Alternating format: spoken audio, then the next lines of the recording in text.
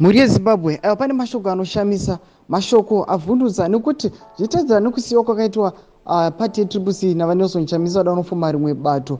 Aiwa, pane mashoko akatogwa naTshabangu, ataura nasingizo Tshabangu, anzi vanhu vayeuke kuti mashoko aya munoti kudii nawo. Saka muri yeZimbabwe isati tamboendera mberi nenyaya iyi, nokukurudzira chibva wasubscribe, wolike, utina on the bell icon, utambotsvana ma-updates andokupa pano paZim News Live.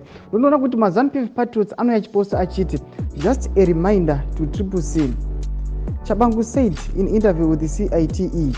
He also said, in the event that Mr. Nelson Chamisa decides to leave TCC, he will not be allowed to use his face with the new political party as the party symbol. Muri yeZimbabwe Tshabangu ari kuuya achiti muinterview yakaita nevanhu veCITE, saka ari kuyachiudza nonzi aiwa Chamisa akada kufoma imwe party anorambidzwa kuti ashandise face yake as a national symbol, sesymbol yeparty yanenge afoma. Saka chimboyemubotudza kuti munoti kudii pamusoro pemashoko aya akataurwa nasingizo Tshabangu kuti achashanda here, anenge ane simba here, kuti anoriwana here simba Nelson Chamisa rekushandisa face yake muparty yaachafoma. Muri yeZimbabwe pinda mucomment section medu mubotudza kuti munoti kudii pamusoro pemashoko aya akataurwa nasingizo Tshabangu.